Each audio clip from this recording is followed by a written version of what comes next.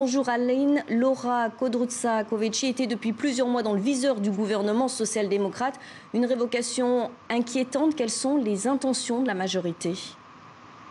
Oui, les intentions de la majorité inquiètent beaucoup. Ici, c'est d'ailleurs le ministre de la Justice, socio-démocrate, qui avait voulu révoquer Laura Kövesi dès février, mais le président avait mis son veto parce qu'il questionnait l'opportunité d'un tel geste. Le ministre a lui saisi la Cour constitutionnelle qui a finalement obligé le président à céder.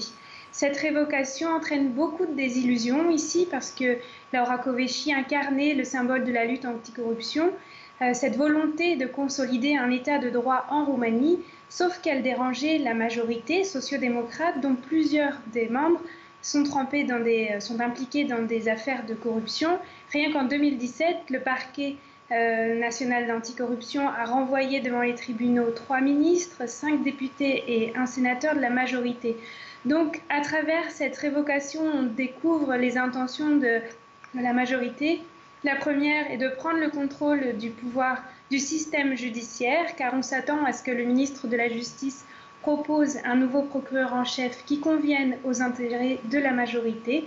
Et surtout, ce limogeage ponctue une série de lois qui vient d'être votée au Parlement et qui a généré beaucoup de manifestations ces derniers jours dans tout le pays.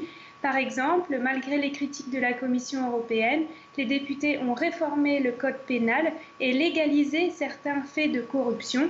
Et l'autre grosse intention de la majorité est d'évincer petit à petit le président du jeu des pouvoirs, Klaus Iohannes, de droite libérale, représentait un peu un dernier rempart face à l'assaut de la majorité sur la justice, mais on voit avec cette révocation qu'il ne peut plus jouer ce rôle et la majorité a d'ailleurs déjà menacé de le suspendre. Merci Aline Fontaine depuis Bucarest.